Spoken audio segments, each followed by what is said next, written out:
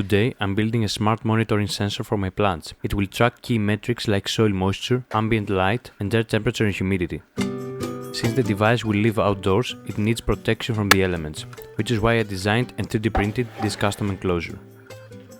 To make it truly low maintenance, I'm also integrating a small solar cell to keep the battery charged. This is the sensor module itself, a custom PCB I call the Root. It features a 10 cm long capacitive soil moisture sensor, an ambient light sensor, and a combined air temperature and humidity sensor.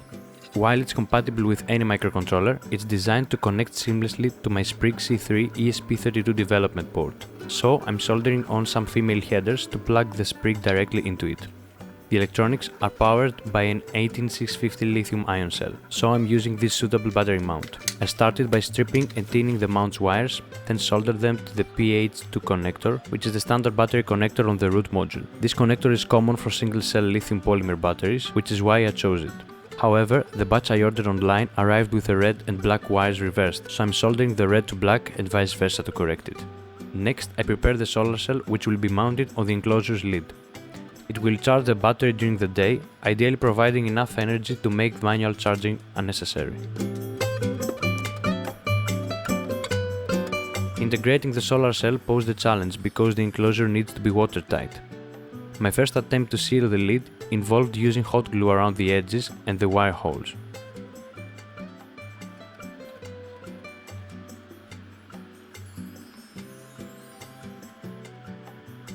I also tried silicone sealant, which I believe is better suited for this application, as it's more flexible and can withstand greater temperature fluctuations. However, it's a lot messier, so significant cleanup was required.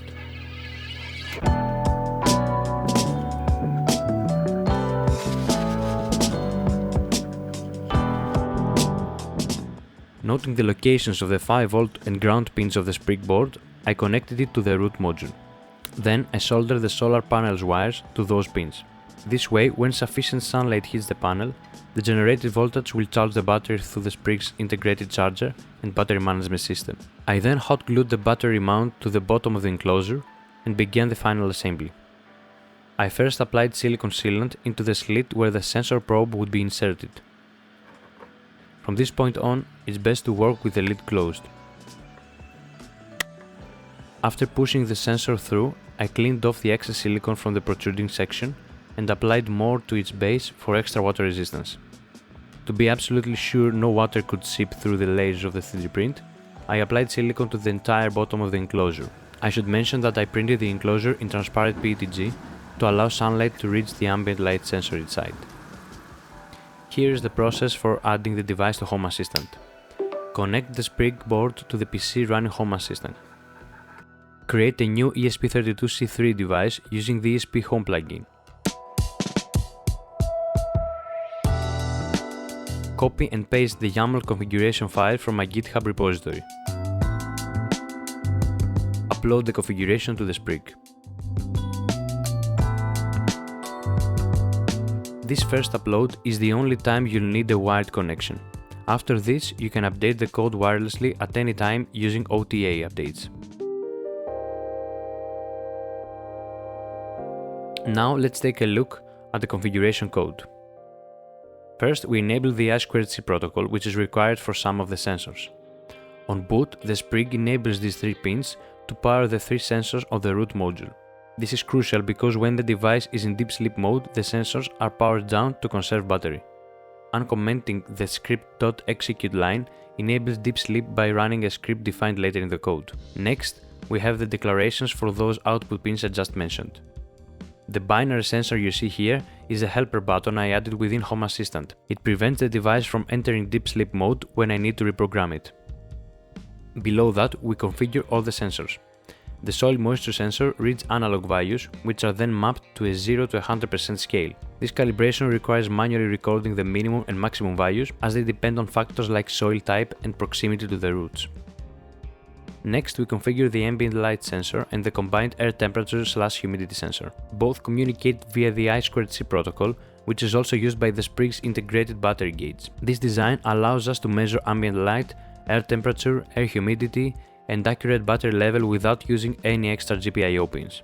Finally, we have the script that manages the deep sleep mode. It waits 30 seconds after each boot, giving the device time to connect to Wi-Fi and gather sensor data before entering a 10-minute deep sleep, unless the helper button in Home Assistant is active. After programming and adding it to Home Assistant, it was time to plant the root. As you can see, even in the shade, the orange charging LED lights up, meaning the battery is charging effectively. The soil in this spot is exceptionally stiff and dense, making it difficult to push the sensor in. But thankfully, nothing broke. After peeling off the protective film from the solar cell, the root began monitoring my plant status. Back in Home Assistant, I created a clean dashboard using the Grafana plugin, which lets me build these beautiful graphs. I can now get viable insights into the health and conditions of 3 of my plants. The inverse correlation between outdoor temperature and humidity is clearly visible. As one goes up, the other goes down. I can track when my plants are receiving insufficient sunlight, and by monitoring the rate at which the soil moisture depletes, I can determine both if the soil has proper drainage and the optimal time for watering.